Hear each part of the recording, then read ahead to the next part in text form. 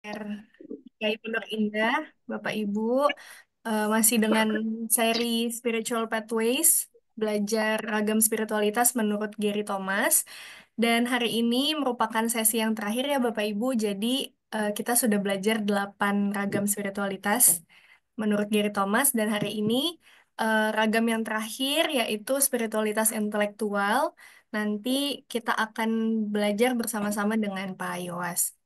Sebelum nanti kita belajar lebih jauh, saya persilakan Bu Nani untuk membuka di dalam doa. Baik, mari Bapak Ibu, kakak-kakak semua kita awali pertemuan kita hari ini dengan berdoa, kita tundukkan kepala. Bapa di dalam surga, kami bersyukur, berterima kasih Tuhan, kalau pada malam hari ini kami boleh berkumpul lagi Tuhan, walaupun melalui virtual Zoom. Tuhan, kami akan membahas serial terakhir dari perjalanan spiritual kami, ya Tuhan. Dan hari ini akan dipimpin oleh Pak Iwas dalam perjalanan intelektual spiritual.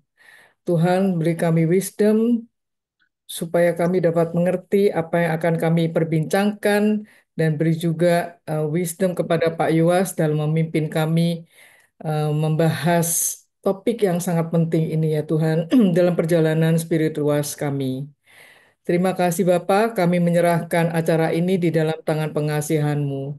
Di dalam nama Tuhan Yesus kami berdoa dan bersyukur. Haleluya. Amin. Terima kasih Bu Nani.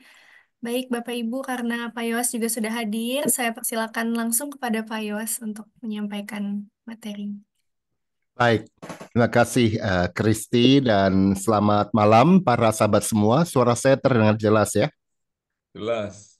Ya, terima kasih. Jelas, Ya, Pak. kita akan melanjutkan dan mengakhiri sesungguhnya seri 9 tipe spiritualitas bagaimana yang ditampilkan oleh Gary Thomas dalam bukunya Sacred Pathways dan eh, saya memberi judul Thoughtful Christians, orang-orang Kristen yang pemikir. Ya, kata thoughtful ini agak sukar untuk diterjemahkan secara harfiah ke dalam bahasa Indonesia, tetapi yang dimaksud adalah bagaimana menjadi orang-orang Kristen yang secara spiritual menyadari pentingnya akal budi dipakai untuk mencintai Tuhan. Ya. Dan apa yang mau kita percakapkan pada malam hari ini? Kita mau mendedah dulu apa sebenarnya yang dimaksud dengan spiritualitas intelektual itu dan kenapa semua orang Kristen membutuhkannya. Bukan hanya para teolog, bukan hanya mereka yang suka berpikir, tapi semua orang Kristen. Dan bagaimana kita mengembangkannya dan tentu sama seperti tipe-tipe spiritualitas yang lain, tipe spiritualitas atau model spiritualitas intelektual ini juga punya bahaya dan bagaimana kita menghindari atau mengatasi bahaya tersebut. Oke, nah Bapak Ibu, ketika kita bicara soal dimensi intelektual dari spiritualitas, Alkitab sebenarnya punya satu bahasa khusus untuk itu, yaitu perjumpaan antara akal budi dan iman, dan di dalam perjanjian lama itu disebut dengan satu kata yang berulang kali muncul di dalam doanya Penatua Nani tadi, yaitu wisdom, ya, hikmat. Hikmat sebenarnya adalah sebuah titik temu atau oplosan katakanlah dari iman dan akal budi itu. Akal budi yang beriman dan iman yang berakal, itulah wisdom itu, ya. Dan dengan memakai kata wisdom itu ingin dikatakan bahwa akal budi kita tidak liar tetapi mematangkan hidup kita, ya.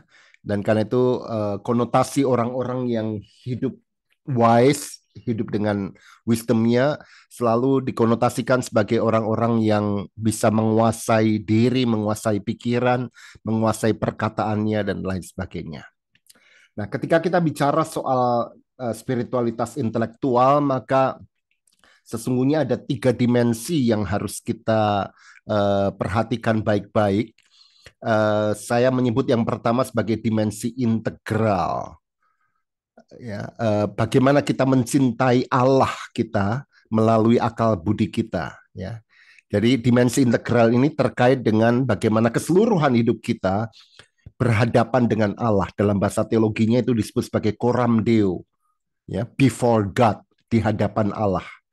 Dan Yesus sendiri mengatakan di dalam Matius 22 ayat 36-37 dan paralelnya bahwa kita diminta untuk diperintahkan untuk mengasihi Tuhan Allah dengan segenap hatimu, dengan segenap jiwamu, dan dengan segenap akal budimu. Itulah perintah yang terutama dan yang pertama. Jadi jelas di sini bahwa ada sebuah integritas kehidupan yang seluruhnya dipergunakan untuk mengasihi Allah, termasuk di dalamnya segenap akal budi kita. Ya, kita sudah terlalu sering mendengar bahwa kita diminta untuk mencintai Tuhan dengan segenap hati, ya, perasaan kita. Jadi kekristenan tampaknya mengalami defisit ketika hanya menekankan aspek emosional, aspek afektif, atau aspek perasaan saja. Tetapi Alkitab sendiri menyuruh kita juga untuk mencintai Allah dengan segenap akal budi kita, dan itu punya implikasi bahwa sekali akal budi itu dipakai, maka tentu urusannya bisa panjang. Urusannya apa? Yaitu apapun yang termasuk dalam akal budi itu akan menuntun kita untuk mencintai Allah, termasuk juga berpikir kritis, memakai logika kita, ya, memakai penalaran kita. Dan itu tidak mudah memperdamaikan hasil nalar kita, hasil logika kita dengan pekerjaan Tuhan yang kerap kali melampaui akal budi itu. Nah, di situ dengan kata lain, mencintai Allah dengan segenap akal budi harus membuat kita siap berhadapan dengan paradoks kehidupan, berhadapan dengan ketegangan-ketegangan yang mungkin tidak akan pernah terselesaikan dengan sepenuh-penuhnya, gitu. Ya. Jadi di satu pihak ada ketegangan, tapi di lain pihak ada impian untuk menjadi integrated, menjadi integral hidup kita ini. Tetapi ada dimensi yang lain. Kenapa mencintai Allah dengan akal budi ini penting? Karena itu menentukan identitas kita juga di hadapan dunia. Coram mundo.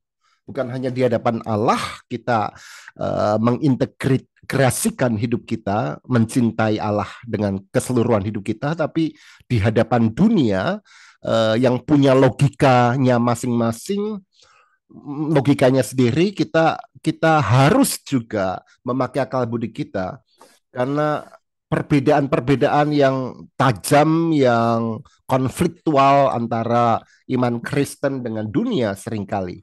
Ya.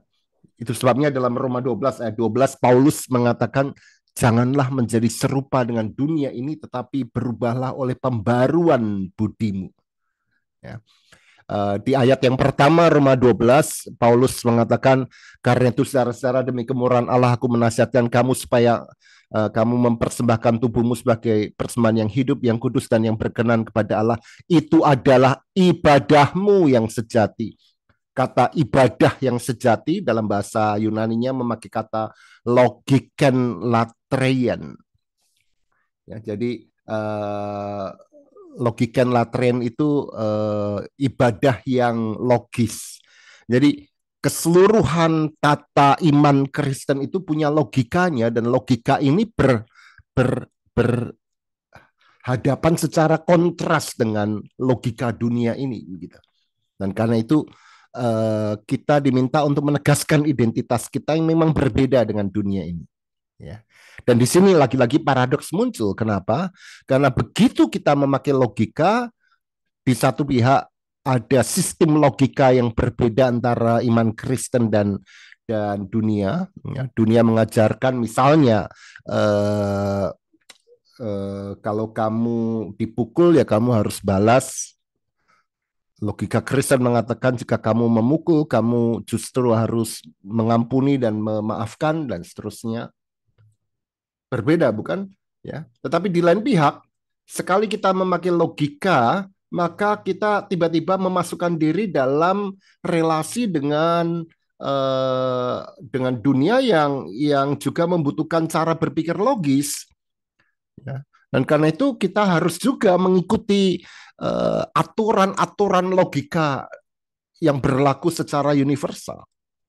Misalnya, ya, dalam dunia teologi itu sudah dikenal luas oleh para teolog bahwa uh, proposisi atau gagasan kita harus memakai hukum logika yang tidak boleh saling berkontradiksi. Itu namanya the law of non-contradiction. Kita nggak bisa mengatakan satu kalimat yang berisi di dalamnya kontradiksi. Kontradiksi itu misalnya A dan bukan A pada saat bersamaan. Itu nggak bisa. Ya. Itu bukan hanya berlaku dalam kekristenan, di semua ilmu pengetahuan, ya, itu berlaku the law of non contradiction itu, ya. Dan itu berarti kita harus memakai bahasa dunia itu juga untuk melawan dunia, ya.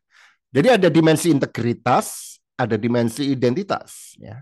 Tetapi yang ketiga juga ada dimensi inquiry. Ini terjemahan yang agak norak untuk kata inquiry, ya. Jadi kenapa akal budi itu penting, intelektualitas itu penting dalam iman kita? Karena hakikat iman itu mencari, mempertanyakan.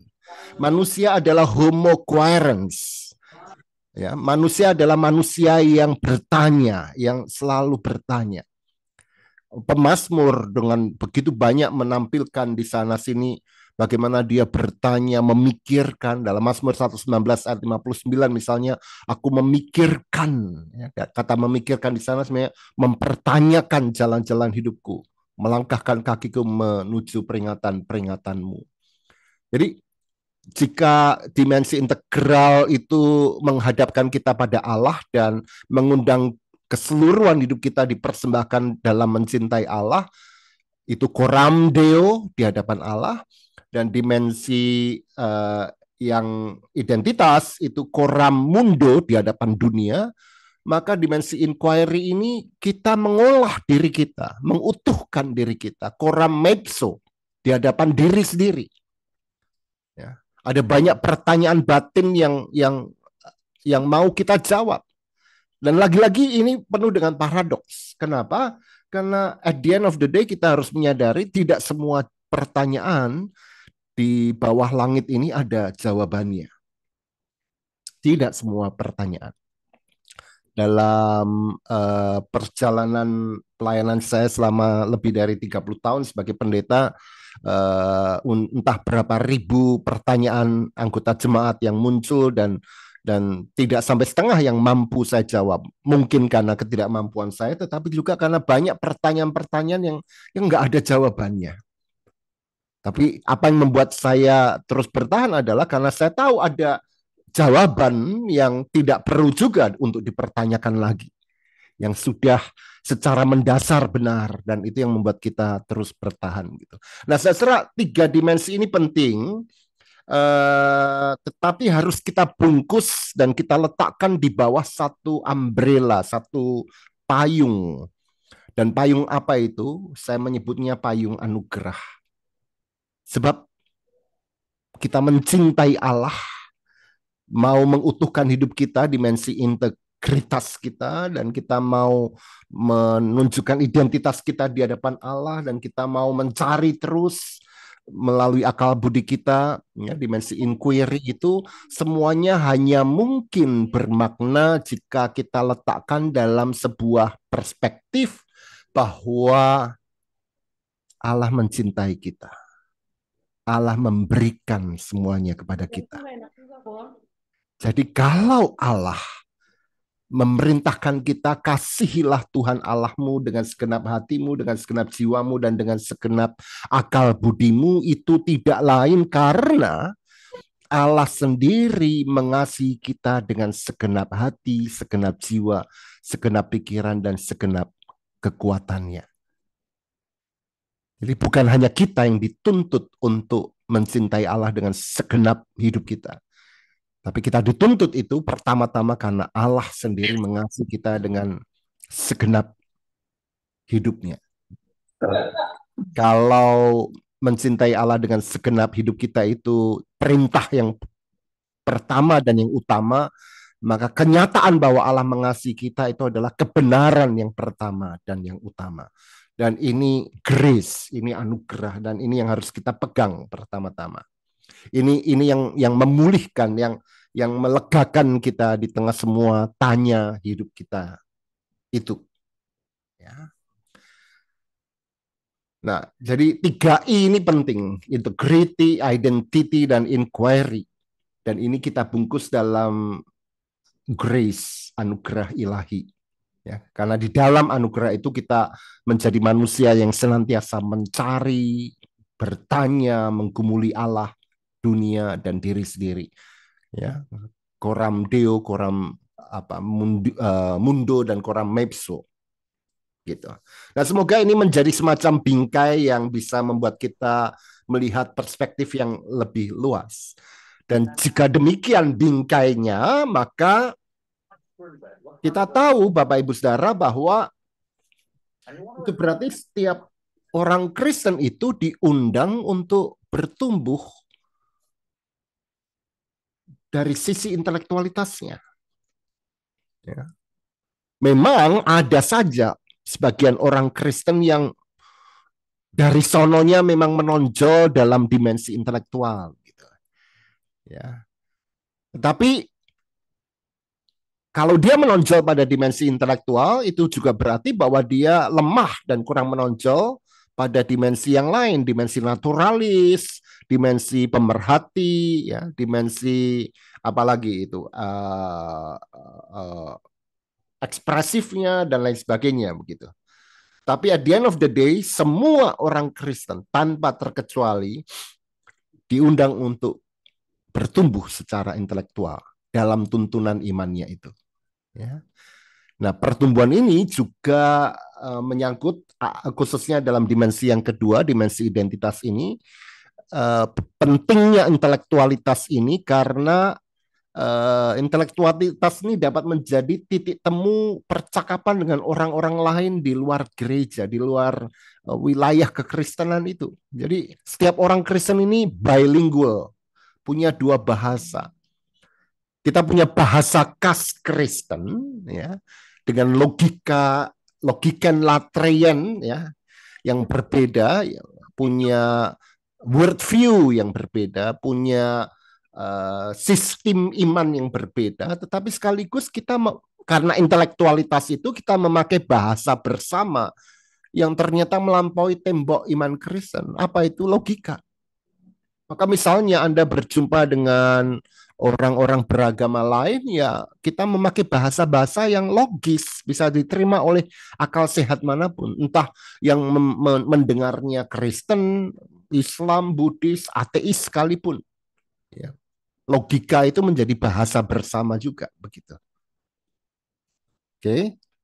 Nah, itu yang membuat uniknya spiritualitas intelektual ini. Dia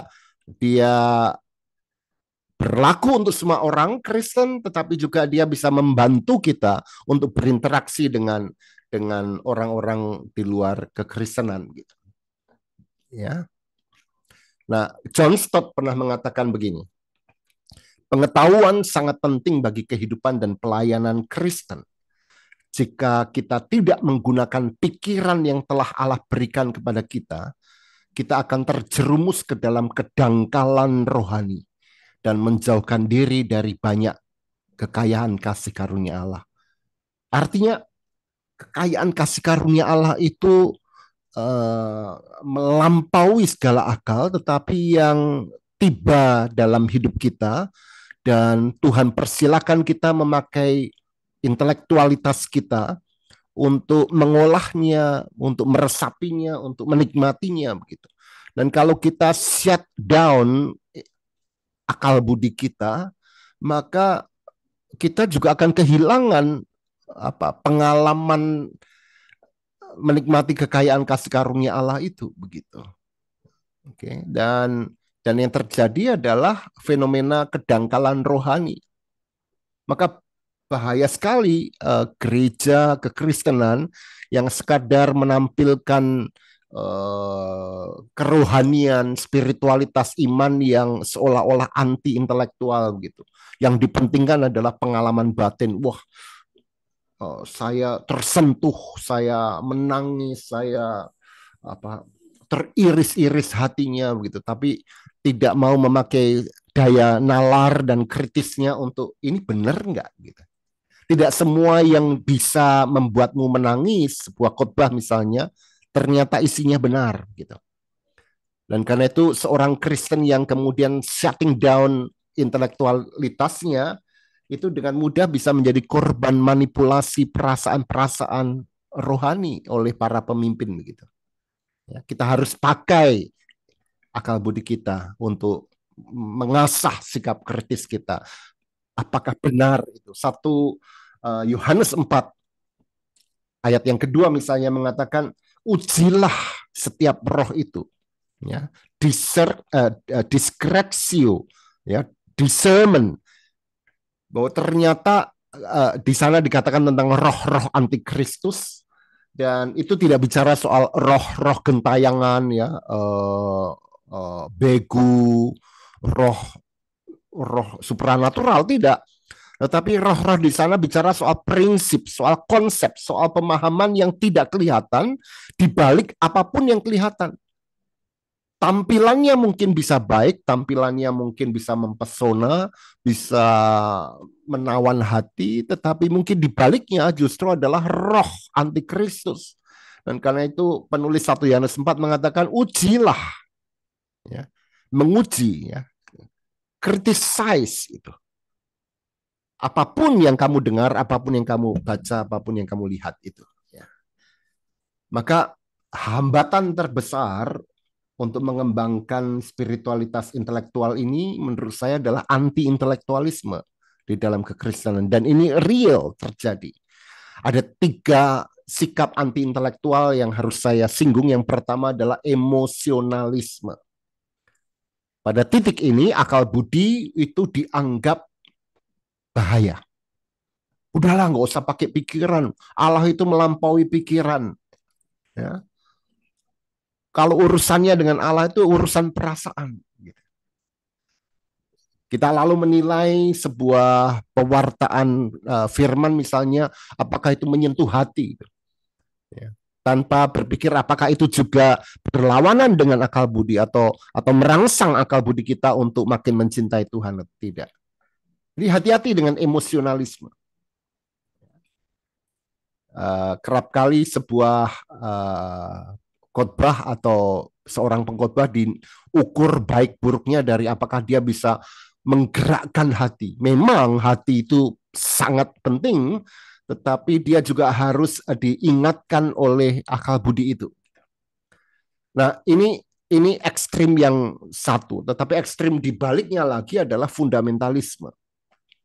Fundamentalisme adalah sebuah arus kekristenan yang beranggapan bahwa akal budi itu bisa menyesatkan orang Kristen dari kebenaran yang pokoknya kalau kebenaran tuh ya harus diterima mutlak, nggak usah dinalar-nalar, ini udah kata Alkitab selesai.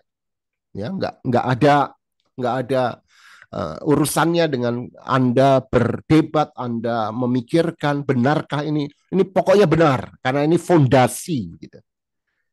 Ya, sikap pokoknya, sikap ideologis terhadap iman Kristen itu yang disebut sebagai fundamentalisme. Ya. Nah, pemikiran yang ketiga anti intelektual juga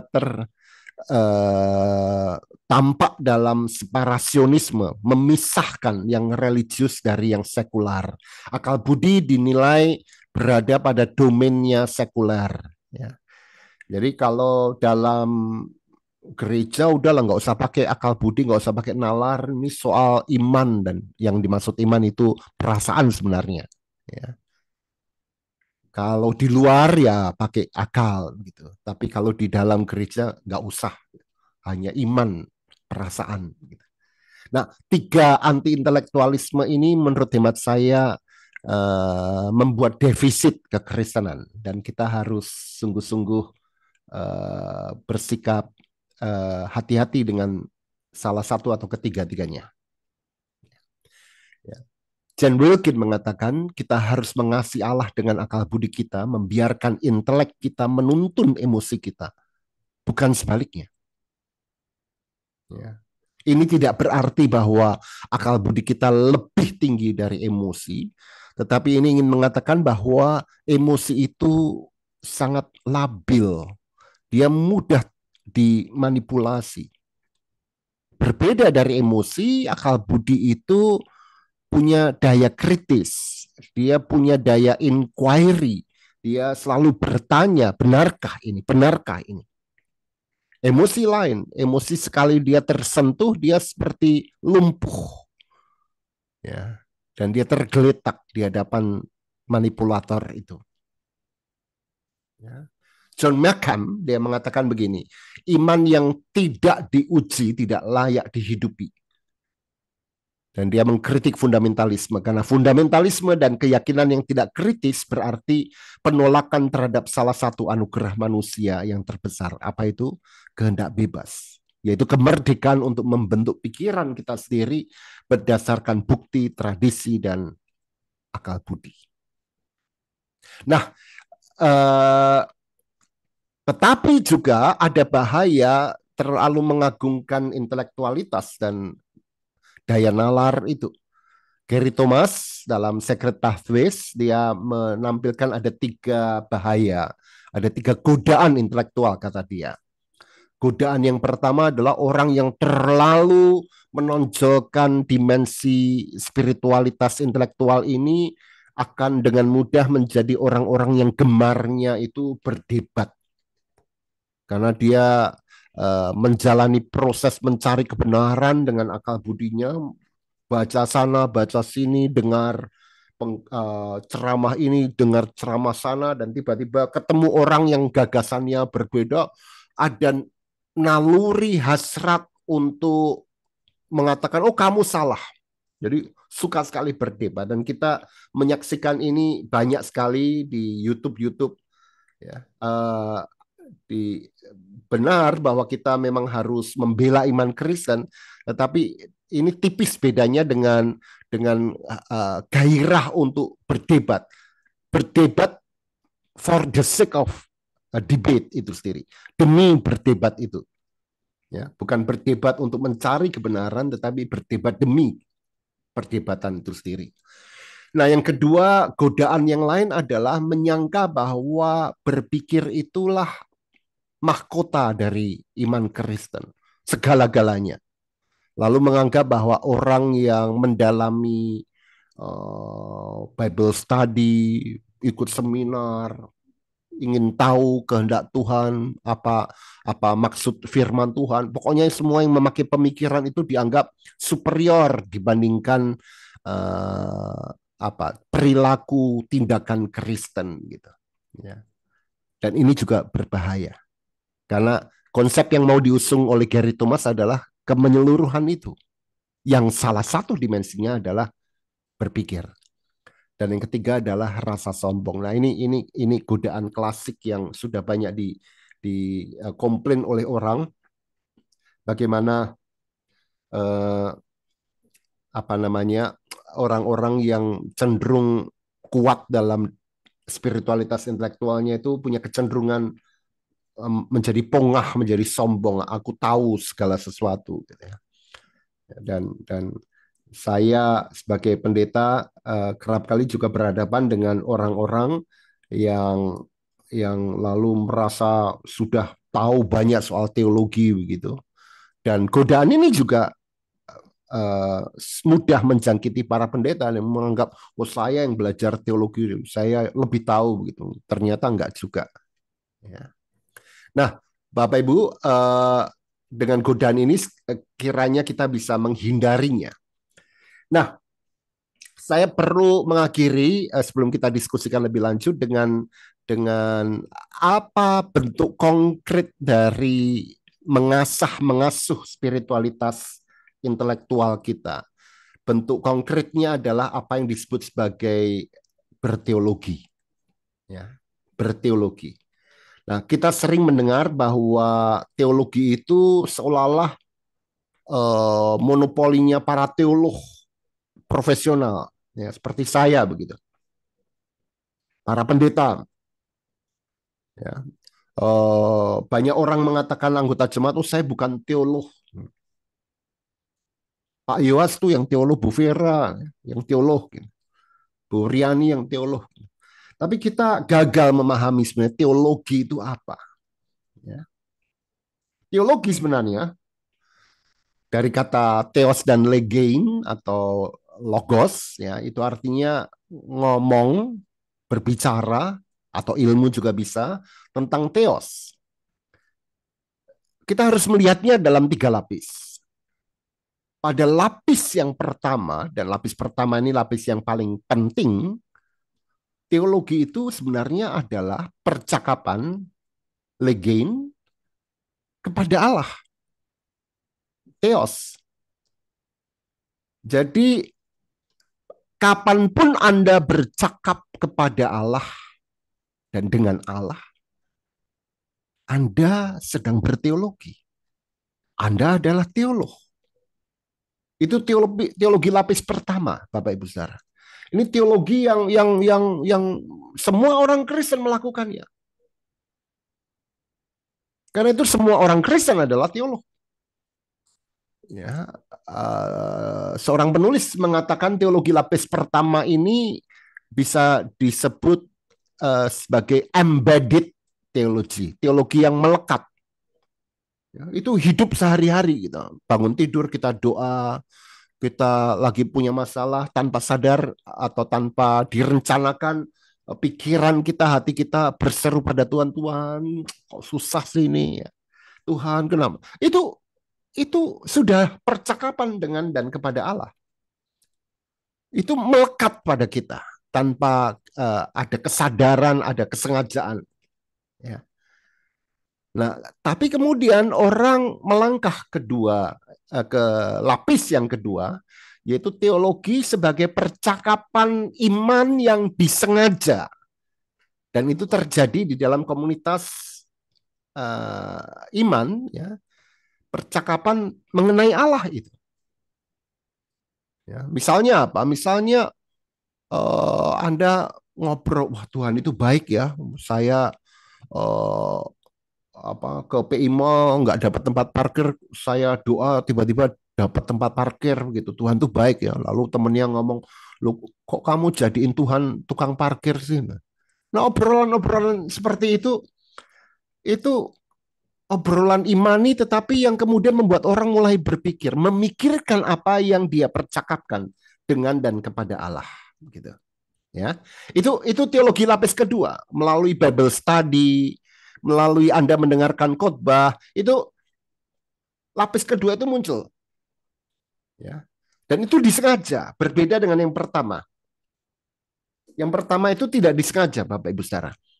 Ya, karena itu si penulis tadi Howard Duke mengatakan jika yang pertama adalah teologi yang embedded, maka yang kedua ini adalah deliberatif teologi, teologi yang disengaja, dipikirkan. Ya. Nah, tetapi kedua lapis teologi ini, dan semua orang Kristen adalah teolog pada pengertian lapis pertama dan lapis kedua ini, itu sifatnya tidak sistematis. Jadi bayangkan kotak iman Anda ini seperti ruangan ya besar yang mampu menampung katakanlah 500 kardus jika ditata dengan rapih. Lalu Anda dengar khotbah di GKI, di gereja karismatik, baca buku ini, dengerin YouTube ini, itu seperti memasukkan kardus-kardus tanpa ditata. Semua masuk aja. Ya, sehingga ruangan batin, ruangan nalar kita ini banyak kardus. Semakin Anda sibuk ikut ceramah, ikut khotbah sana sini, itu kardus-kardus itu udah berantakan masuk, ya, tidak tertata secara sistematis, dan satu dengan yang lain kerap kali juga bentrokan. Loh, di GKI kok dibilang kita ini melayani karena kita sudah menerima anugerah. Jadi karena itu penting ya. Lalu tiba-tiba dengar di YouTube, oh mari kita layani supaya Tuhan memberkati kita lebih berlipat ganda. Loh, yang satu karena, yang satu supaya. Jadi mana duluan ini? Nah itu semuanya ada dalam kotak atau ruangan iman dan nalar kita. Itu konflik itu. Nah itu perlu ditata. Dan penataan itu juga bisa berarti, oh ini kardus ini nggak cocok di ruangan saya, harus saya buang. Harus saya tinggalkan, harus saya ganti. Gitu. Nah, butuh proses sistematisasi, butuh proses supaya tidak terfragmentasi. Ya. Terfragmentasi itu artinya kacau balau dan yang satu di sana, satu di sini dan bingung kita. Ya. Maka kita pada titik tertentu membutuhkan teologi lapis ketiga. Teologi lapis ketiga inilah yang sesungguhnya dipelajari secara sistematis, secara akademis di sekolah tinggi teologi, sekolah Alkitab misalnya. Ya. Apa yang dipelajari mungkin bukan Allah secara langsung, karena percakapan dengan Allah itu urusannya teologi lapis pertama, tapi teologi lapis yang ketiga ini membicarakan apa? Teologi lapis pertama dan teologi lapis kedua. Jadi kalau biologi itu logi, ilmu tentang bios, makhluk hidup, sosiologi itu ilmu tentang masyarakat, teologi akademis itu sebenarnya adalah ilmu tentang teologi lapis pertama, teologi lapis kedua. Bukan tentang Allah pada dirinya. Begitu. Jadi sebenarnya STT itu bukan sekolah tinggi teologi, tapi sekolah tinggi teologi-logi. Karena yang dibicarakan di STT itu bukan Allah pada dirinya, tapi teologi lapis pertama dan lapis kedua itu. Ya. Nah, yang dibicarakan secara sangat sistematis. Nah, sehingga banyak anak-anak STT itu yang stres di tahun pertama kedua. Iya toh, Kristi? Anda stres tau masuk UKDW dulu. Ya. Iya, Loh Pak. kok gini ternyata? Loh kok beda dengan yang di gereja begitu? Karena itu dibongkar. Ya, ini harus dihilangkan, harus ditambah ya, supaya lebih terstruktur begitu. Ya. Nah, Bapak Ibu, saya ingin memberi penekanan pentingnya teologi lapis pertama dan kedua ini karena itulah dinamika iman yang menalar itu. Itu yang disebut sebagai fides quaerens intellectum, iman yang mencari pemahaman. Ya. Kita tidak hanya mengimani dia, tetapi juga mempertanyakan iman kita dan memahami kenapa saya percaya. Pada titik ini, semua orang percaya adalah teolog. Kita semua berteologi. Maka tidak bisa kita berkata, oh saya bukan teolog. Kita semua adalah teolog. Sorry, ini masih ada waktukah saya, Kristi? Masih, Pak. Ya, berapa jam?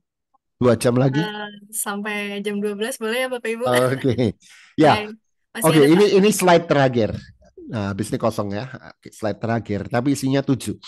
Jadi, kenapa berteologi atau kata berteologi bisa kita ganti dengan kenapa perlunya beriman dengan nalar itu?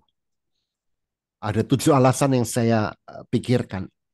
Yang pertama, karena menalar, iman yang menalar atau berteologi itu menyediakan bagi kita jawaban atas pertanyaan kehidupan yang fundamental dalam terang firman Allah.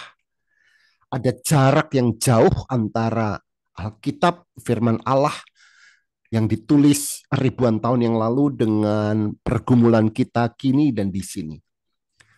Nah, iman yang menalar itu yang akan menjembatani jurang historis, jurang waktu, jurang kultural yang begitu lebar antara masa silam yang jadul itu dengan kekinian itu. Kita bertanya pada masa kini, tetapi jawabannya ada di masa silam. Ya, nah sehingga Allah itu menjadi senantiasa kuno dan senantiasa baru, kata Agustinus. Ya, ever ancient, ever new. Dia selalu baru, tetapi juga dia tetap selalu kuno. Artinya dia selalu yang di awal dulu itu. tapi hadir secara fresh sekarang. Nah, itu tugasnya teologi, tugasnya nalar dalam iman. Yang kedua, iman yang menalar itu membantu kita mengenali Allah. Tapi bukan hanya dalam situasi batas kehidupan. Situasi batas kehidupan itu bahasa filsafat sebenarnya. Ya, Jasper atau siapa itu yang mengatakan grand situation, limit situation, situasi di mana kita berada di batas kehidupan. Misalnya apa? Kematian, penderitaan, kesakitan, itu situasi batas. Di sana kita mengenali Allah. Tapi bukan hanya itu. Teologi juga membuat kita mengenali Allah di pusat setiap situasi, bahkan situasi yang tampaknya sepele dan remeh. Ketika Anda keluar dari Indomaret, beli snack begitu, situasi biasa toh. Lalu tiba-tiba bertemu dengan seorang anak kecil yang memegang perut karena kelaparan gitu. Itu situasi biasa. Itu situasi batas buat anak itu. Tapi buat kita situasi biasa. Teologi atau iman yang menalar akan kemudian mengganggu Anda pada persis detik itu. Ada yang nggak beres dengan hidup saya karena berjumpa dengan anak yang kelaparan itu. What would Jesus do? What should I do? Lalu kita bergumul dengan itu. Dan teologi membantu kita untuk merangkai ada perintah memberi makan orang, memperhatikan orang, tapi juga harus punya wisdom dan lain sebagainya. Semua itu terolah dan kemudian membantu kita untuk mengambil keputusan. Yang ketiga, iman yang menalar atau teologi itu memberi makna mendalam, deep meaning bagi spiritualitas dan karya kasih kita. Ya. GKI Pondok Indah baru saja membuat misalnya baksos katarak, gitu ya. Itu karya kasih kita. Tapi teologi akan membantu kita untuk deepening, memperdalam apa yang bermakna dari itu semua. Ya, karena kita mencari kan hakikat dari intelektualitas itu selalu mencari yang lebih. Ada apa di balik baksos ini? Mengapa kita melakukannya? Apa maknanya buat kita? Ya, dan seterusnya dan sebagainya. Yang keempat, teologi itu menempatkan hal-hal praktis ke dalam desain agung Allah. Ini yang dalam bahasa para teolog disebut sebagai Christian worldview. Ada sebuah desain besar yang Kristiani dan hal-hal sekecil apapun kita masukkan, kita lekatkan, kita taruh di dalam the big design itu, the great design. Yang kelima, teologi memampukan kita berinteraksi dengan mereka yang berbeda posisi iman dengan kita. Berdialog, kadangkala berdebat, kadangkala dispute, kadangkala bertengkar, ya. Tetapi pertengkaran itu menjadi meaningful karena kita memakai bahasa logika yang sama untuk sesuatu posisi iman yang berbeda. Ya. Kalau enggak memakai intelektualitas yang universal itu, lalu kita seperti dua orang yang bertikai, satu ngoceh pakai bahasa Perancis, yang satu ngoceh pakai bahasa Swahili, ya enggak ketemu begitu. Yang keenam, teologi yang sehat mendorong pertumbuhan gereja menjadi semakin misional. Ya, karena kita selalu mencari motif kenapa kita apa benar sih gereja hanya begini tok, kumpul tok. Ya, lalu kita belajar bagaimana teologi kita mendidik kita bahwa at the end of the day tugas gereja adalah melakukan misi. Ya, nah, teologi itulah yang semacam mengganggu kita untuk tidak nyaman dengan status quo kita, dengan rasa aman dan nyaman kita. Akhirnya yang ketujuh, teologi menolong kita bersikap kritis terhadap problem kultural dan ideologis dalam tradisi iman kita. Ketahuilah Bapak Ibu bahwa terlalu banyak apa yang kita sudah lakukan dan kita take for granted, yang ternyata sebenarnya itu semua beban atau baggage dari budaya dan ideologi. Kita nggak sadar memakai kalimat-kalimat misalnya seperti wah ya suami adalah imam keluarga. Itu sebenarnya ideologi yang non Kristen. Nah, teologi membuat kita kritis loh. Nanti dulu, apa benar begini? Ya. Atau misalnya kita memakai nyanyian-nyanyian yang mungkin mempesona, nadanya menyentuh, tapi teologi membantu kita untuk berpikir benar nggak ini liriknya semacam ini, ya, membuat kita tidak puas dengan apa yang ada di dalam lirik itu dan bertanya terus. Nah, kira-kira itu yang saya siapkan sebagai pengantar saja untuk diskusi kita pada malam ini. Begitu, Kristi dan teman-teman semua. Ya, terima kasih Pak Yos untuk eh, pemaparannya yang tentu membuka wawasan kita kami begitu Pak. Langsung saja, apakah ada Bapak Ibu yang ingin berdiskusi? Oh iya, silakan Ibu Evi langsung Bu. Open mic saja. Makasih. Selamat malam Bapak Ibu. Malam, Malam Pak Yos, Pak Yo. malam. Bicara tentang ini apa spiritualitas intelektual itu biasanya di dalam diri orang itu tuh selalu ada dorongan-dorongan untuk mencari lebih dengan ya tadi seperti tadi dia ikut seminar, dia membaca buku.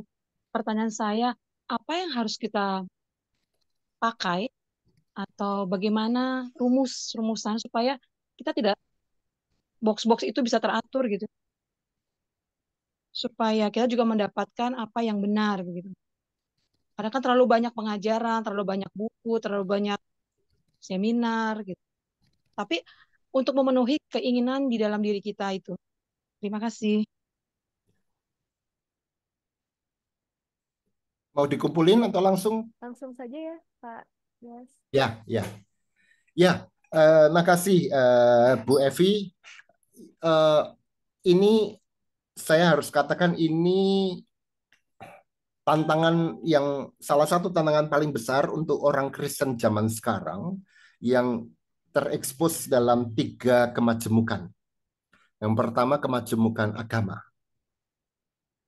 Yang kedua adalah kemajemukan denominasi. Dan yang ketiga kemajemukan pandangan. Bahkan dalam satu denominasi pun pandangannya macam-macam. Ya.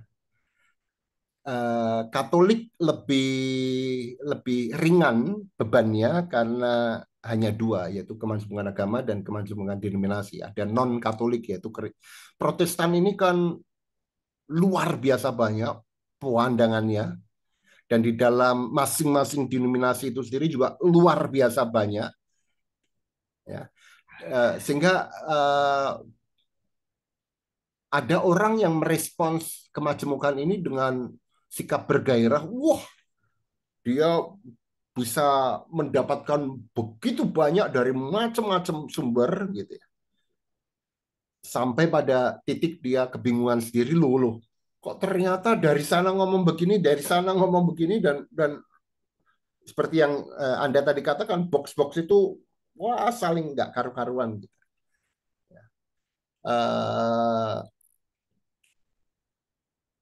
Saya atau kami para pendeta punya kesulitan juga untuk kemudian mewanti-wanti, udah nggak usah ikut yang di sana gitu, seolah-olah kita ini tertutup begitu ya. Padahal tanpa disadari itu sebuah nasihat, jangan sampai kamu kebingungan sendiri begitu. Karena setiap denominasi atau bahkan setiap ajaran katakanlah itu punya sistem. Dan satu sistem dengan sistem yang lain itu kerap kali nggak kompatibel. Nggak kompatibel. Itu beratnya di situ. Ya. Lalu kita juga kerap kali didesak, kok GKI nggak terbuka sih, nggak mengundang pembicara anu itu dari gereja anu, katanya ekumenis, kok nggak terbuka. Karena sistem itu. Bayangkan 51 minggu kita berkhotbah dengan menata sistem itu tanpa disadari jemaat. Lalu gongnya satu pendeta dari luar dengan sistem lain berkhotbah dan menawan, tapi sistemnya berbeda dan benturan gitu. Ya. Jadi rumitnya di situ memang. Maka saran saya diperlukan teologi lapis ketiga itu. Bahkan bagi non-teolog akademis, anggota jemaat katakanlah ya. Mulai belajar teologi dan itu berarti memang harus ada yang memandu, harus ada yang menuntun. Uh, saya nggak tahu apakah gereja berada pada posisi gereja memang mau menuntun, tetapi saya tidak yakin bahwa gereja manapun punya kapabilitas untuk menuntunnya itu pada lapis yang ketiga itu. Gitu. Begitu. Itu problemnya.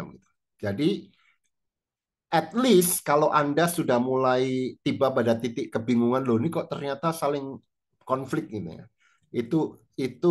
Itu sudah menjadi sinyal, oh kalau begitu saya harus mulai hati-hati sekarang.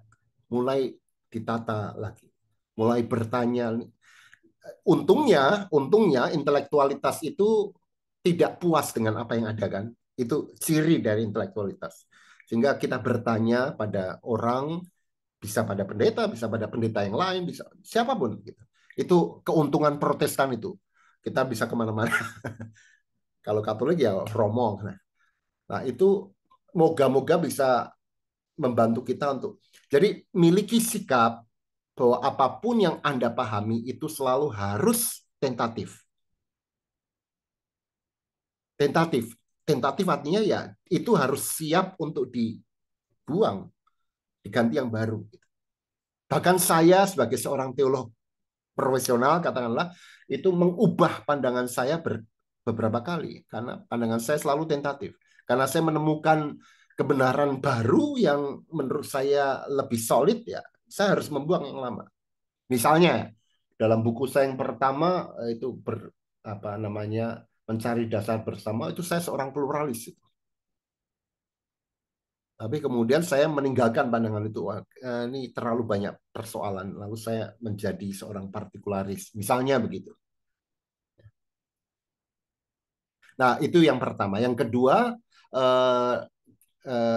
harus disadari bahwa kotak-kotak itu, box-box yang masuk itu levelnya nggak sama.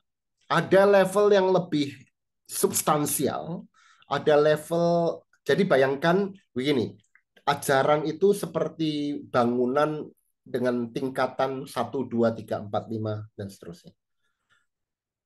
Bangunan itu kokoh, ya. Bangunan itu kalau punya 5 tingkat misalnya, yang membuat kokoh apa? Fondasi. Nah, untuk fondasi ini non-negotiable. Fondasinya apa? Dalam iman Kristen, baik Katolik, Protestan, Ortodoks, apapun yang disebut Kristen, fondasinya hanya 2. Yang pertama adalah Trinitas, dan yang kedua adalah dualitas, yaitu hakikat Kristus dalam satu pribadi itu 2 hakikat, Allah sejati, manusia sejati. Dan 2 itu non-negotiable. Oke, nah kuatkan di situ. Dan saya percaya terkait yang non-negotiable ini, mau Katolik, mau Protestan, mau Ortodoks itu pada dasarnya sama semua. Ya. Nah, lapis lantai pertama ini ada beda. Katolik dengan Protestan itu beda dengan karismatik. Tapi bedanya juga signifikan, tapi begitu dibawa kembali ke fondasi, fondasinya lebih penting nih. Nah, makin ke atas makin nggak penting. Bahasa roh, ya, apalagi pada hal-hal yang lebih praktikal gitu, itu lebih nggak penting. Nah, miliki mental image itu bahwa ada lapis-lapis macam ini, maka perkuat dulu fondasi itu. Begitu Kak Evi Damayanti. Terima kasih Pendeta Yowasadi Prasetya. Napi. Berarti setiap ada kegairahan untuk mencari tahu, satu itu tadi ya, semua yang kita pegang itu berkembang ya, berkembang, diuji. Lalu yang kedua tetap pada dasar yang harus kita pegang. Selanjutnya memang itu ya berkembang juga sih. Saya setuju. Terima kasih. Ya, Sama ya. Satu catatan terakhir kalau boleh ya. ya. Banyak orang selalu mengatakan ya kita uji berdasarkan firman Tuhan. Nah, itu kalimat bermasalah. Saya setuju pada dasarnya harus diuji dengan firman Tuhan. Problemnya adalah bahwa firman Tuhan itu ketika kita memakainya untuk menguji itu perlu ditafsir. Oke. Dan kalau 3 orang menguji dengan firman Tuhan, itu berarti 3 orang menafsir firman Tuhan. Oke. Anda lihat perdebatan-perdebatan di YouTube itu ya, yang satu pro Trinitas, satu anti Trinitas. Semuanya pakai Alkitab. Semuanya mengaku pakai firman Tuhan. Itu jadi kalimat itu kalimat indah yang kerap kali juga nggak semudah itu gitu. Karena menguji dengan firman Tuhan itu banyak berarti juga main cocok-cocokan Alkitab gitu. Loh, ini ada ayatnya, ini ada ayatnya. Nggak gitu juga gitu. Gitu Kak Evi Damayanti. Ujinya pakai apa, Pak? Kenapa? Mengujinya pakai apa jadinya? Bukan dari firman Tuhan. Oh ya, tetap dengan firman Tuhan ya. Tapi itu kalimat itu eh, harus hati-hati gitu loh. Karena gini, persoalan Protestan adalah menguji dengan firman Tuhan itu dilakukan secara individual. Jadi urusanku dengan otakku, dengan firman Tuhan. Padahal Alkitab ini bukunya umat. Oke, maka dia harus ditafsir dalam kebersamaan dengan komunitas iman. Komunitas iman kita siapa? Komunitas imannya Evi siapa? Kelompok kecil, Ya, itu toh. Berarti apa kata gereja, kelompok kecil? Hah? gereja, Gereja mana? gereja mana? Betul, ini pertanyaan sangat serius. GKI Pondok Indah kan? GKI. GKI itu cuma seupil dibandingkan dengan gereja segala abad dan tempat. Waduh, Loh, iya, oke. maka yang disebut gereja juga harus berarti gereja segala abad dan tempat. Yang sudah mewariskan pada kita misalnya pengakuan iman rasuli, pengakuan iman Nisea, Konstantinopel. Gitu. Jadi kita nggak bisa membaca Alkitab itu individual, itu kitab umat. Karena kalau individual liar, yang terjadi adalah ini kata Alkitab menurut orang itu.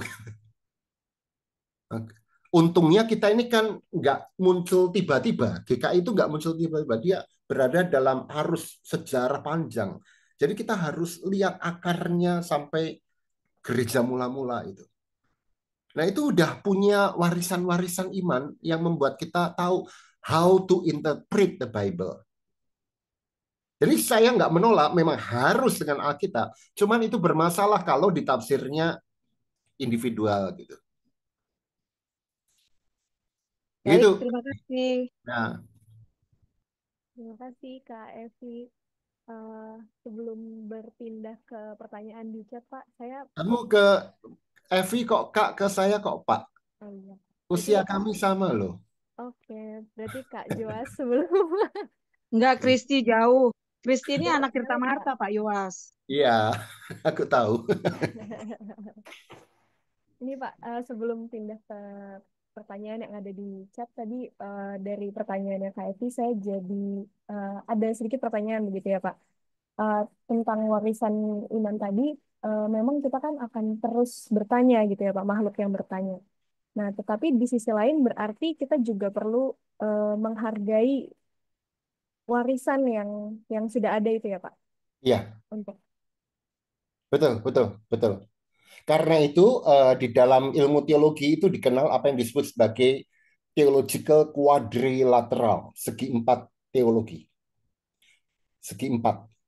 Bagaimana dari mana sumber kita mengolah mengolah ajaran, mengolah pandangan, itu ada 4 selalu. Nah, segi 4 itu bentuknya bisa beda-beda. Ada sisi yang satu panjang, satu pendek, tergantung tiap denominasi. Oke, apa itu 4 itu? Yang pertama adalah Alkitab. Itu sumber terpenting lah. Yang kedua adalah tradisi. Itu sebabnya orang membaca Alkitab sebagai orang Reform dengan orang membaca Alkitab sebagai orang Mennonite itu akan berbeda. Karena dia nggak lahir tiba-tiba, dia berada dalam komunitas panjang. Jadi Alkitab, tradisi, yang ketiga adalah pengalaman. Makanya orang membaca kisah sama orang Samaria yang baik hati, seorang pengemis dengan seorang konglomerat bacanya hasilnya beda nih. Gitu. Dan yang keempat adalah nalar itu sendiri adalah sumber. Nah, empat ini, Alkitab, tradisi, pengalaman, dan akal budi. Nah, semua gereja, semua teolog, semua orang Kristen, sadar atau tidak sadar, selalu memakai empat ini. Theological quadrilateral. Kadangkala satu nongol lebih penting, kadangkala di waktu lain, yang lain nongol lebih penting. Tapi empat ini selalu harus diolah. Nggak ada rumus pasti, baku, harus begini, harus begitu, tapi itu apa ya, fleksibilitas hidup iman begitu. Oke, thank you Pak, Pak Jen. Ini ada pertanyaan dari Kak Jeffco Ryan. Ada dua pertanyaan Pak. Yang pertama, bagaimana hubungan antara spiritualitas intelektual dengan mistisisme Kristen? Apakah keduanya bertolak belakang? Yang kedua, dalam sejarah, akal budi menjadi hal penting dalam transisi dari kegelapan ke pencerahan pada abad pertengahan. Otoritas gereja dianggap membatasi akal budi. Nah, bagaimana refleksi kita terhadap sejarah tersebut dalam konteks Mesir? Ya, oke. Ya, yang pertama pertanyaan Kak Jeko ini penting sekali. Bagaimana hubungan antara spiritualitas intelektual atau iman nalar ini dengan mistisisme Kristen? Saya perlu jelaskan dulu mistisisme itu apa. Mistisisme itu adalah sebuah cara mengkristen di dalam tradisi Kristen yang panjang, yang unik sekali, tidak ada hubungannya dengan mistik dalam arti populer di Indonesia ya. Jadi horor, roh lelembut, bukan itu. Mistisisme itu adalah sebuah cara menghayati iman yang mengutamakan kepaduan kesatuan manusia dengan yang ilahi, melampaui apa yang lahir ya, melampaui kata-kata, melampaui institusi, melampaui logika dan lain sebagainya. Maka pengalaman mistik itu banyak sekali tokohnya dalam kekristenan, dan mereka ingin mengajarkan bahwa kita berjumpa dengan Allah yang melampaui kata. Jadi ada dua pendekatan untuk membicarakan Allah. Pendekatan yang pertama namanya pendekatan kata patik, teologi kata patik atau teologi positif. Allah dibahasakan secara positif. Tuhan itu adalah juru selamat. Nah, itu kalimat positif. Ya. Tapi begitu Allah dibahasakan dengan positif, maka Allah dikerangkeng, Allah dipenjara dalam kalimat positif itu. Nah, teologi negatif atau teologi mistik, sering juga disebut teologi apofatik, ingin membongkar kerangkeng itu dengan memakai kalimat negatif. Kalau yang positif Tuhan adalah juru selamat, maka yang negatif Tuhan bukanlah, Tuhan tidak ini, Tuhan bukan ini, Tuhan bukan ini. Jadi mereka ingin menegasi, melawan usaha manusia untuk memenjara Allah dalam kata-kata. Biarlah Allah menjadi Allah yang lepas dari struktur berpikir manusia. Dan kita berjumpa dalam kedalaman batin dengan Allah yang melampaui segala akal itu. Nah, itu teologi mistik. Ya. Nah, pada lapis yang pertama, tampak seolah-olah intelektualitas Kristen itu berlawanan dengan mistisisme. Tetapi kalau kita mempelajari mistisisme Kristen, maka sebenarnya pada lapis yang lebih dalam lagi, keduanya itu saling berkelindan. Karena bahkan di dalam mistisisme Kristen itu kita akan menemukan alur berpikir tertentu yang intelektual juga, begitu. Hanya dia ingin mengatasi intelektualitas yang terlalu beku dan baku, begitu. Ya. Dia ingin membebaskan Allah dari konsepsi-konsepsi yang terlalu terstruktur, gitu. Karena Allah memang harus melampaui bangunan manusia, gitu. Itu kira-kira yang bisa saya jawab, Bung Jeko, gitu. Nah, singkatnya begitu ya, panjangnya ya kita bikin sesi khusus soal. Yang kedua, benar, ada masa-masa di mana kekristenan itu eh, berhutang pada kajian perkembangan keilmuan di luar gereja yang ternyata memberikan letupan-letupan pencerahan. Misalnya abad pencerahan ya, abad yang ke-16, 17, 18 itu di Eropa itu menjadi abad di mana kekristenan dan itu disambut, nah ini masih perdebatan, disambut atau tolak oleh Protestanisme melalui Immanuel Kant ya, dan lain sebagainya, itu membuat kekristenan ternyata punya bahasa baru untuk membahasakan doktrin-doktrin yang sudah berabad-abad diterima sebagai yang benar, lalu dengan memakai akal budi yang dicerahkan itu, lalu orang bisa melihat, oh masa cuman begini sih, harusnya lebih nih.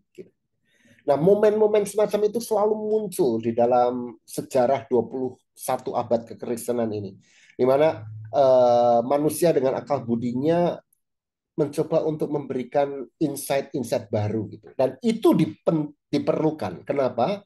Karena tendensi dari gereja adalah legalisme. Begitu dia merumuskan satu ajaran yang ketika dirumuskan menggairahkan, tapi seiring dengan waktu dia menjadi beku, menjadi kaku, ya, dan menjadi baku, dan kemudian kehilangan kehidupannya, kehilangan daya pikatnya, begitu. Maka dibutuhkan apa nih, pencerahan-pencerahan gitu. Dan kadangkala pencerahan itu datangnya dari luar, memasuki kekristenan. Nah, tentu gereja reaksi spontan awalnya adalah menyesat-nyesatkan begitu. Wah, ini sesat, ini nggak sesuai dengan kebenaran dan lain sebagainya. Tapi ya tinggal bagaimana sejarah membuktikan mana yang menang, mana yang salah. Kadangkala mereka dipersalahkan, kadangkala gereja menyerah, kadangkala ditolak tapi beberapa elemen diterima masuk dan seterusnya begitu. Begitu. Dan sampai saat ini pun pola-pola hubungan semacam itu menurut saya masih terus harus dijaga. Begitu Kak Jeko, Ryan. Ya, terima kasih Kak Jeko untuk pertanyaannya. Adakah Bapak Ibu yang ingin bertanya? Nah, saya chat atau seperti Kak Evi tadi, langsung open mic. Boleh silakan Pak Gunawan. Ya, terima kasih, Kak Kristi. Selamat malam, Pak Yos. Malam Pak Gun. Tadi waktu membaca citation dari Jeffrey Holland, itu saya agak gimana gitu ya. Eh, yang dari Alkitab itu kan dari pihak manusia ya, Pak Yos. Coram Dei gitu kan. Ini Mhm. Jeffrey Holland dibalik begitu ya. Tuhan itu begini, begitu, begini, begitu. Sangat Yang mana Pak ya? ya, Oh, ya, ya, ya, ya, ya, ya, ya, ya, betul, betul. sangat antropomorfis gitu Pak Yos. Lalu saya jadi teringat dengan Yohanes 4 ayat 24. Allah itu adalah roh adanya begitu Pak Yos. Lah mendamaikannya ini bagaimana nih yang dari Alkitab dengan yang disimpulkan atau dikatakan oleh Jeffrey Holland begitu dengan ya itu tadi Allah itu roh adanya begitu. Dia kok memanusiakan Allah gitu ya kesan saya. Gimana tuh Pak Yos? Ya, ya, ya. Jadi saya share dulu masuk Pak Gun yang ini ya Pak ya. Ya ya ya ya. Ya, oke. Respons saya begini, respons sederhana saya tanpa saya harus perlu memikirkan lebih lanjut. Benar, penting yang Bapak katakan tadi.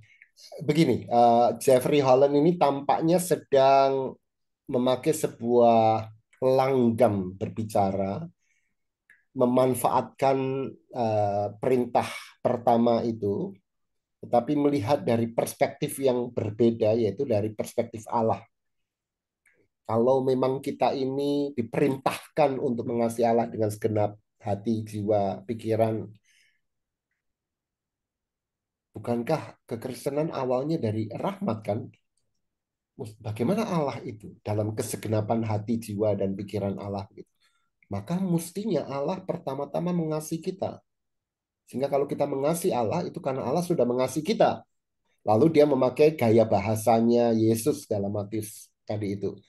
Maka Allah tentu mengasihi kita juga dengan segenap hati, jiwa, pikiran, dan seterusnya. Jadi pada lapis pertama saya ingin katakan bahwa ini gaya bahasanya Jeffrey Holland.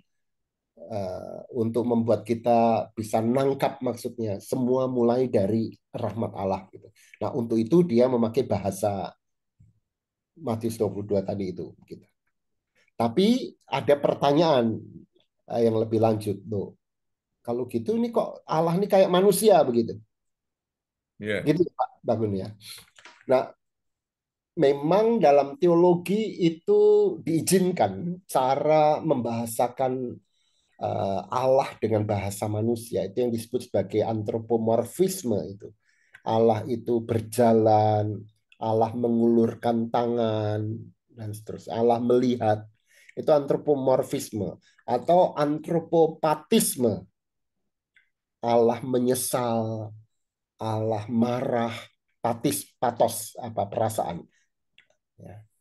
Itu cara-cara membahasakan Allah yang jika tidak dibahasakan memang tidak ada kalimat apapun tentang Allah yang bisa kita kalimatkan.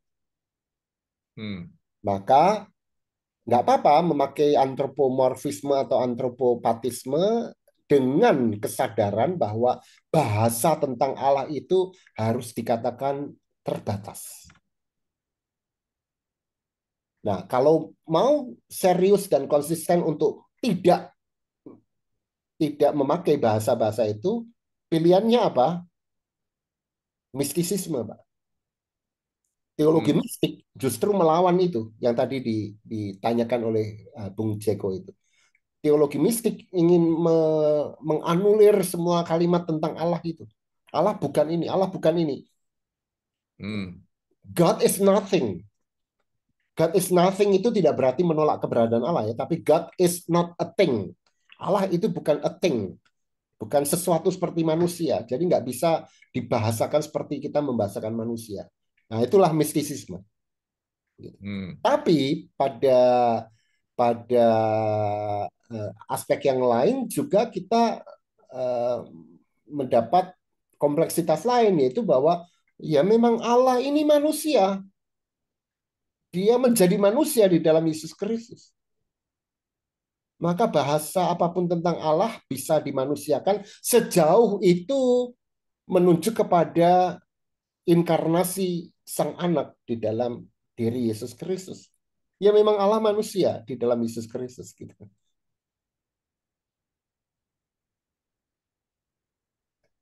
Jadi di satu pihak inkarnasi membantu kita, di lain pihak kita harus sadar bahasa apapun tentang Allah itu memang antroposentrik gitu ya. Dan karena itu ada para teolog filsuf pertengahan misalnya yang mengatakan jadi misalnya gini Pak, Allah mengasihi dengan kalimat Gunawan mengasihi. Kata mengasihi itu sama nggak untuk Allah dan untuk Gunawan? Menurut Pak Gun gimana? Wah, nggak sama ya. Nah, kalau nggak sama, itu artinya kalimatnya itu tidak univokal namanya. Hmm. Tidak univokal. Jika tidak univokal, lalu kalau nggak sama, bedanya di mana nih? Nah, lalu dicari lagi. Tapi ada seorang filsuf yang namanya Duns Scotus mengatakan, apapun yang kita katakan tentang Allah harus univokal. Kalau nggak bermakna perkataan apapun tentang Allah. Jadi kalau dikatakan Allah mengasihi dan Gunawan mengasihi, kata mengasihi itu harus sama, baik untuk Allah maupun untuk aman. Sebab kalau nggak sama, wah itu bahaya itu, bisa macam-macam. Lalu nggak bermakna sama sekali kan. Iya, ya. Nah itu pertikaian yang nggak selesai lah. Ya, ya sudah selesai. Selesainya ya udah bubar aja sendiri gitu. Iya, iya, iya. Ya, terima kasih Pak Yos. Sebab kalau tidak nggak sama, tidak ada khotbah yang meaningful loh Pak. Hmm. Saudara yang terkasih, saya jadi takut khotbah minggu depan ini. Tuhan memberikan kita berkat. Itu kata memberikan berkat itu univokal nggak dengan ketika Pak Gunawan memberikan roti ke orang lain? Memberikannya itu sama nggak artinya? Wah itu Saya melihatnya repot gini, itu Pak. gini Pak Yos, saya melihatnya Pak. Mengapa Ya. saya bilang tidak sama begitu ya? Heeh. Kadang-kadang sebagai manusia itu mengasihi dengan string attached gitu Pak Yos. Ada maksud di balik itu memberi gitu. Kalau Tuhan mengasihi itu tanpa apa ya? Tanpa reserve gitu. Ya sudah mengasihi ya dengan segala Oh itu kasih. motifnya yang berbeda. Tapi Ya, kata mengasihinya itu sama atau tidak? eh ya sama ya. Mengasihi suatu apa? Sikap batin begitu ya sama seharusnya ya. Ya, ya. Saya kasih satu contoh. Bapak percaya nggak Allah itu maha kasih? Percaya, Bapak percaya Allah itu maha adil? ya percaya. Maha tahu? Maha tahu ya. Ya. Kalau maha soloto? Maha apa? Maha soloto? Apa tuh? Nah, nggak tahu toh? Oke. Nggak tahu. Kenapa Bapak bisa percaya Allah maha kasih, maha adil, maha tahu? Tapi maha soloto Bapak tiba-tiba nggak bisa ngomong. Karena Bapak tahu apa artinya kasih, apa artinya adil, apa artinya tahu. Betul? Ya, Dan taunya ini pengetahuan yang Bapak peroleh, Bapak pakai untuk urusan Bapak sebagai manusia. Ya toh? ya, Lalu ditarik ke atas. Tuk, tuk, tuk, tuk, tuk, tuk, tuk. Ada yang tahu, ada yang lebih tahu, ada yang tahu banget, ada yang maha tahu. Nah, yang maha tahu itu dikasih nama, namanya siapa? Allah. hmm, Ya. Jadi ada urutan ini, degree, ada apa? Degree itu apa? Tingkatan-tingkatan. Tuhan itu tingkatan teratas, tapi sebenarnya jenisnya sama dengan manusia. Karena hmm, kata tahu adil itu urusannya ciptaan, tapi ujung di atasnya itu adalah Allah. Begitu Soloto saya pakai, Soloto apa juga saya cuma buat-buat Pak ya. Begitu Soloto saya pakai, kita nggak tahu dan nggak bisa kita kenakan pada Allah karena Soloto tidak kita pakai untuk manusia. Ngerti ya? Nah, itu berbahaya. Kenapa? Karena kemudian perbedaan kita dengan Allah itu cuma perbedaan in degree dalam tingkatan, tapi bukan in kind. Jenisnya tetap sama.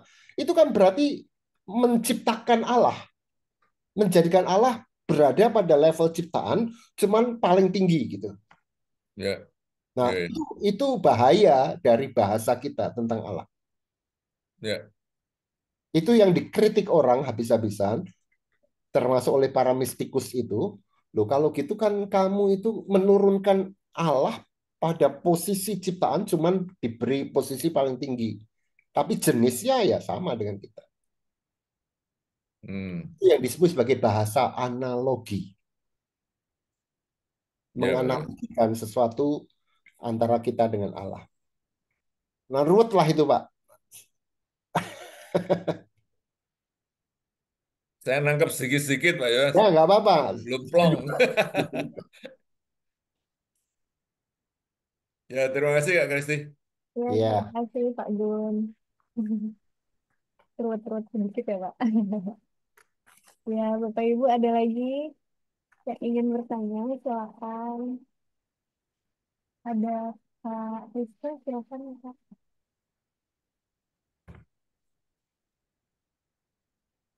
Kak Krisna silakan.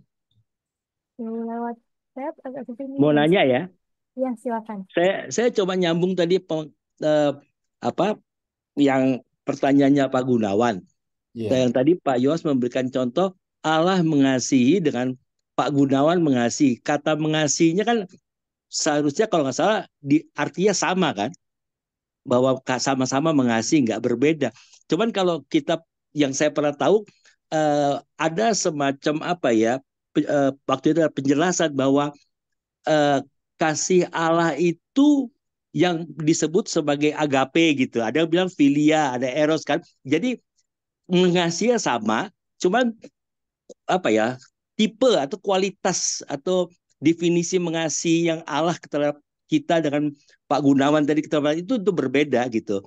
Sehingga dalam hal ini kita tidak memposisikan kayak tadi Pak Yos bilang seakan-akan Allah yang tinggi itu kita turunkan tapi ditaruh di kelasnya paling tinggi karena kita nggak bisa turunkan Allah sebagai manusia karena sebagai manusia pemahaman saya sulit sekali untuk melakukan mengasihi dalam masuk pengertian agape itu. Jadi itu suatu yang tinggi. Jadi dalam hal itu kita tidak menurunkan posisi Allah menjadi manusia tapi pada level yang paling tinggi tapi karena memang beda gitu loh. Agape itu boleh dibilang pemahaman saya ya manusia nggak bisa segitu gitu. Kira-kira gimana tuh Pak Iwas? Ya. Eh, ya, yang pertama sebenarnya dalam Alkitab kata agape itu dipakai bukan hanya untuk Allah, tetapi juga untuk manusia, Pak. Itu yang pertama. Oke. Bahkan kata agape juga dipakai secara negatif. Misalnya dalam Yohanes 3 itu ada manusia atau dunia yang menolak Allah karena mereka mencintai dunia gitu ya. Atau di teks lain mencintai uang itu dipakai kata agape. Jadi kata agape itu sebenarnya kata yang bisa dipakai untuk Allah, untuk manusia dan seterusnya. Jadi itu pandangan yang keliru yang sudah ditolak banyak orang yang dimunculkan pertama kali oleh seorang teolog Swedia yang namanya Anders Nygren yang mengatakan, oh ada lapisan-lapisan kasih, ini kasihnya Allah namanya agape, lalu yang kedua filia itu kasih persahabatan, lalu eros gitu. Itu ditolak Pak sekarang. Kenapa? Karena tiga itu sebenarnya dimensi dari satu kasih yang utuh. Bahkan Allah Bapa mengasihi anak yaitu Yesus Kristus itu juga dipakai kata filia yang lazimnya dipakai untuk manusia gitu. Gitu. Jadi tapi benar bahwa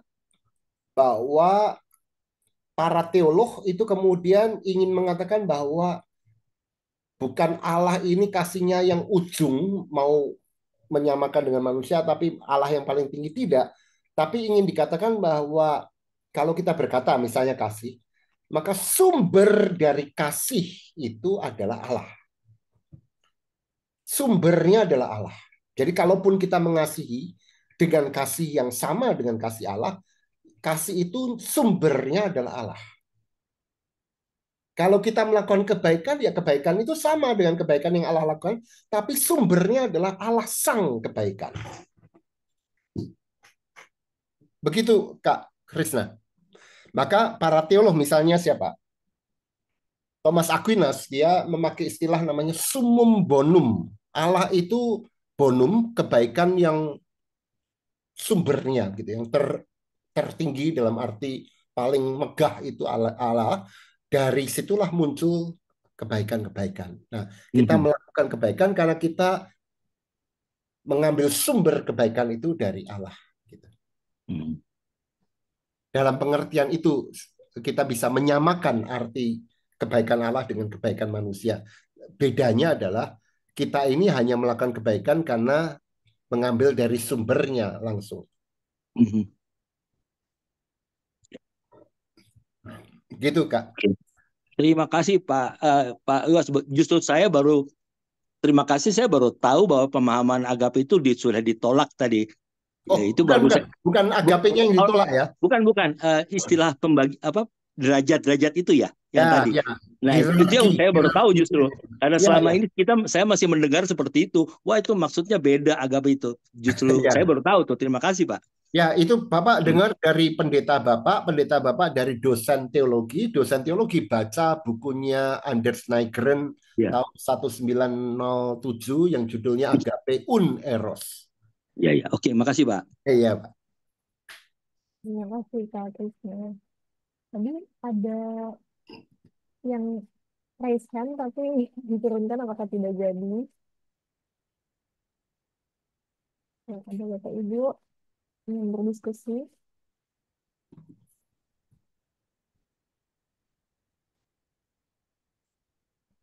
Silakan melalui chat atau langsung open mic saja Bapak Ibu. Kalau nggak ada yang tanya, saya tanya, Kristi yang jawab. Waduh. Mari Bapak Ibu.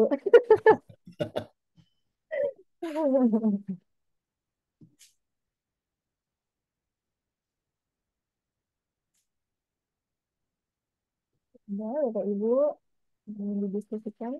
Pak Yowas, Bu Ya, Kristi, Iya, sorry, silakan. ini Pak Yowas. oh ya. Sorry gelap, saya baru parkir, saya nyalain dulu deh.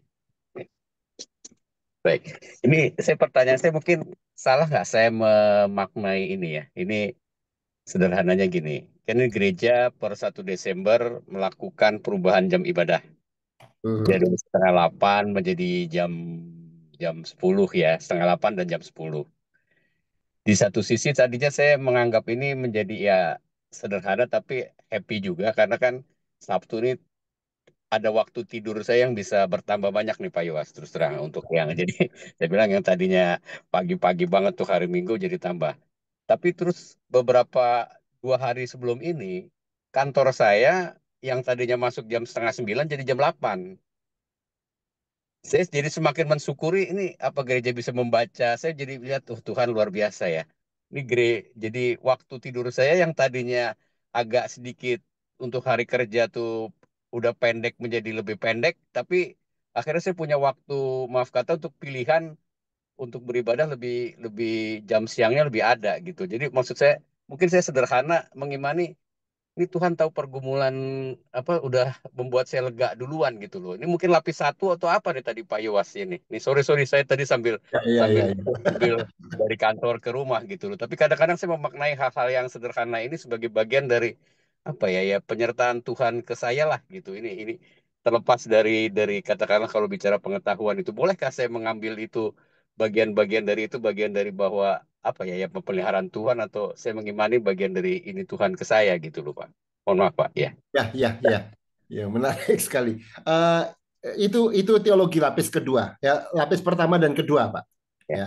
Tapi Bapak harus siap untuk dibentur dengan lapis ketiga, misalnya. Ya. Besar atau pasti ada kemungkinan orang-orang yang kemudian meratap pada Tuhan, aduh jam kebaktian diubah, saya hanya bisa sebenarnya 6:30, dan setelah itu saya harus segera pergi. Ya.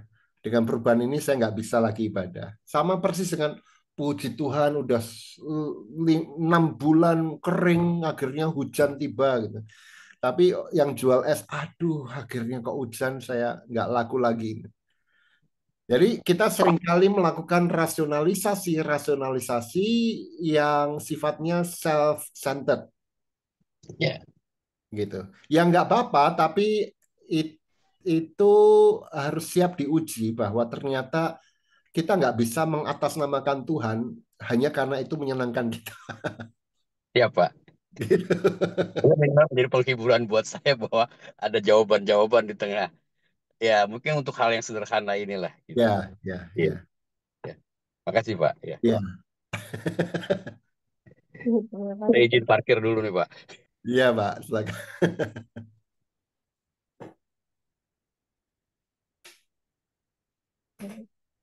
Baik, masih adakah Bapak Ibu?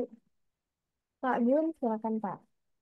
Ya, terima kasih. Pak Yowas, tadi Iya. pertanyaannya Pak Jeko itu mengenai mysticism gitu ya. Mm, Itu ada, saya baca buku, bukan baca, ya baca bukunya Albert Nolan, Pak. Dia pastor dari Amerika, dari apa, Afrika Selatan, mengenai mysticism gitu. oke. Nah, ya saya lalu bertanya,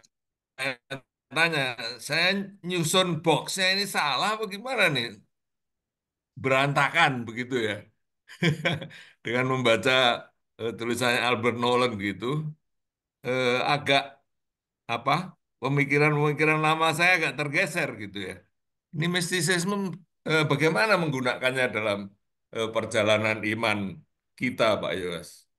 Saya, bukan kita. Perjalanan iman saya.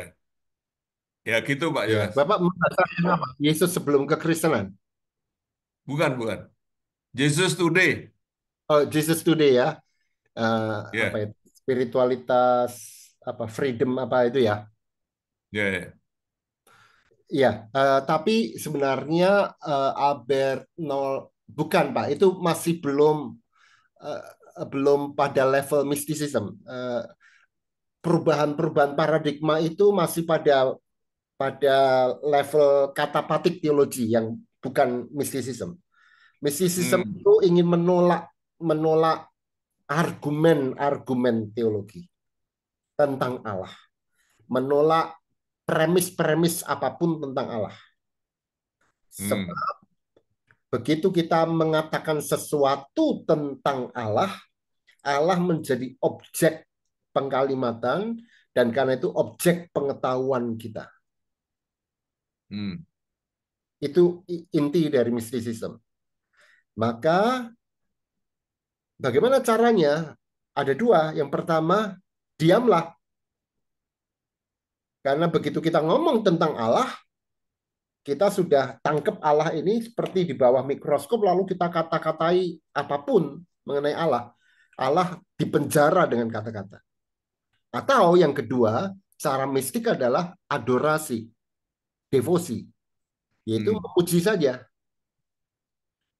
memuji Allah, apa doa begitu, gitu. Nah ini agak berbeda mungkin dengan apa bukunya siapa itu Albert Nolan itu Jesus Today itu. Dia mencoba masih berada pada level katapatik bukan apopatik, Pak. oh ya, Ya. ya, ya. Tapi itu pun juga sudah menggelisahkan Bapak kan? Wah ini kok Iya. saya nggak apa-apa. Hanya harap disadari yang berubah itu bukan Allah. Yang berubah adalah pandangan Gunawan Suryo Murcito tentang Allah. Hmm, ya, ya. Itu justru menambah-nambah keyakinan kita bahwa Allah nggak bisa dipenjara hanya oleh satu teologi. Allah itu begitu kata Paulus begitu dalam, begitu luas, begitu tinggi. Ya. Begitu Pak. Ya, ya, terima kasih Pak Yos. Terima kasih Ya, Kristi. Pak. Ya, terima kasih Pak Yun.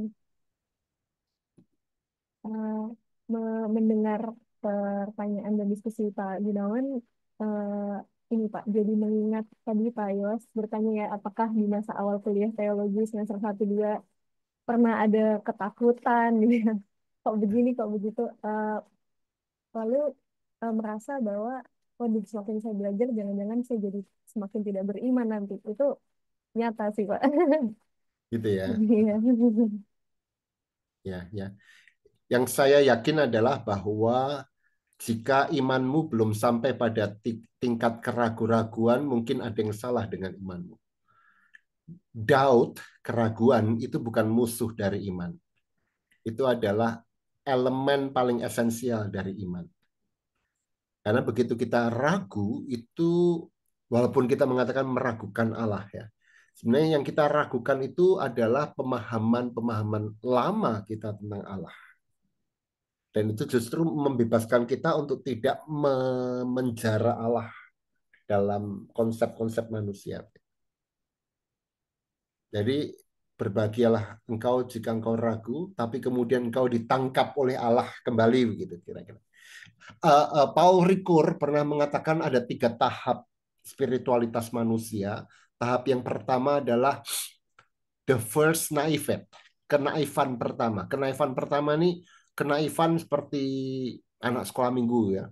Terus pokoknya Tuhan itu baik, Tuhan itu sayang, Tuhan itu pasti menolong dan tapi ketika kita menginjak masa mulai dewasa, tahap kedua adalah critical distance, jarak kritis. Kita mulai menarik jarak, kok kayak begini ya? Memang betul. Lihat aja buktinya kok nggak seperti ini. Ini banyak anak muda yang membenturkan ajaran klasik dengan kenyataan. Di mana Tuhan kalau Tuhan benar-benar ada, kenapa orang ini harus meninggal dan seterusnya. Nah itu kayak berontak. Ya. Apakah berbahaya? Iya, berbahaya. Critical distance ini karena kalau diterus-teruskan orang bisa hilang, bisa jadi ateis atau apa dan itu sebabnya sekarang kan banyak sekali anak-anak muda yang jadi gnostik, jadi ateis. Tapi tanpa itu orang nggak bisa masuk ke stage yang ketiga yang oleh Paul Ricoeur disebut sebagai the second naivete, kenaifan kedua. Kenaifan kedua itu adalah sebuah kenaifan tapi yang beda dengan kenaifan pertama yang pokoknya percaya tapi yang bergumul, yang berpikir, yang berontak, berteriak tapi at the end of the day akhirnya dia membiarkan diri di dalam pelukan Allah yang tidak dia kenali, yang tidak dia mampu pahami. Percaya walaupun susah untuk percaya gitu. Nah, itu level yang akhirnya membuat orang matang. Level yang membuat orang berkata, ya saya nggak tahu apa maksud Tuhan. Dan nggak mau berpura-pura tahu gitu. Tapi toh aku mencoba belajar mengasihi Tuhan semacam itu. Oke, thank you, Pak Jo. Oke, Bapak Ibu, eh, terakhir sebelum menutup, apakah masih ada? Oke, kalau tidak ada, mungkin Pak Jo boleh memberikan closing statement, Pak. Saya ngantuk.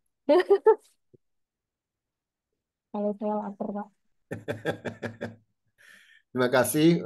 Silahkan mengembara dalam pengembaraan intelektual Anda, tetapi doa saya kiranya Roh Kudus menemani dalam embara Anda supaya pada akhirnya Anda semua ditangkap oleh anugerah Allah. Ya, terima kasih banyak Pak Yos untuk diskusi malam ini. Terima kasih juga Bapak Ibu yang sudah hadir malam ini. Saya ingin menginformasikan ya malam ini sesi terakhir di rangkaian serial Spiritual Pathways. Juga editor terakhir di tahun ini, seminar terakhir dari editor. Jadi berjumpa lagi di tahun depan Bapak Ibu. Dan saya ingin sum up sedikit dari rangkaian spiritual pathways di organisasi kita yang sudah dilakukan. Jadi memang setiap orang punya keragaman gitu ya Bapak Ibu tipe-tipe spiritualitas. Tidak ada yang lebih baik satu daripada lainnya, tetapi biarlah pengenalan kita akan apapun tipe yang kita miliki itu menolong kita untuk memasuki relasi yang lebih dalam dengan Allah. Nah, kiranya apa yang sudah kita pelajari bersama di 9 sesi ini menolong kita untuk mengenali apa spiritualitas diri kita dan nantinya kita bisa membangun spiritualitas yang lebih dalam. Dan untuk menutup sesi malam ini saya persilakan Pak David Marquez untuk menutup dalam doa. Iya, selamat malam Pak Iwas. Sudah lama nggak ketemu kita. Iya, Pak David. Udah mau Natalan aja. Ya, iya dong. Selamat kembali ke tanah air. Baik Bapak Ibu sekalian, mari kita tutup perjumpaan kita secara virtual pada malam hari ini dengan sama-sama berdoa. Ya Allah Tritunggal, Bapa, Anak, dan Roh Kudus, Tuhan Yesus yang adalah Tuhan dan manusia, Allah yang disembah oleh Abraham, Ishak, dan Yakub. Kami mengucap syukur kalau kembali pada malam hari ini kami boleh datang untuk berkumpul bersama untuk lebih ingin mengenal dan mengerti akan Engkau. Terima kasih atas perjumpaan kami pada malam hari ini. Engkau memberkati semua para pihak, orang-orang yang telah mengatur terselenggaranya acara ini. Terima kasih atas topik yang sudah disampaikan oleh Pak Iwas. Berkati pelayanan Pak Iwas dan keluarganya. Berkati juga Kristi yang sudah membawakan acara ini. Berikan kami hikmat-Mu untuk dapat kami memahami dan menjadi dasar perbuatan perkataan kami dalam melangkah lebih baik dalam kehidupan dan pelayanan kami. Kau tahu masih banyak di antara kami dalam pencarian untuk lebih mengenal dan mengerti akan Engkau, mencari berbagai jawaban, dan berada di berbagai persimpangan-persimpangan jalan atas pengertian kami atas-Mu, Allah Tritunggal. Tapi kami yakin dan percaya Roh Kudus akan memimpin kami, menyempurnakan segala pengertian kami untuk berkenan kepadamu. Sebentar kami akan berpisah, dan kiranya pencerahan-Mu di dalam kami berteologi secara pribadi terus ada dalam damai sejahtera yang daripadamu. Ampuni kami kalau kami berakal budi yang tidak sesuai dengan isi hati dan keinginan-Mu. Dan biarlah kami dapat beristirahat pada malam hari ini. Bapa, dengarkan seluruh doa kami. Roh Kudus sempurnakan, karena doa ini kami alaskan hanya di dalam nama anak-Mu yang tunggal, Tuhan kami Yesus Kristus. Amin. Terima kasih Pak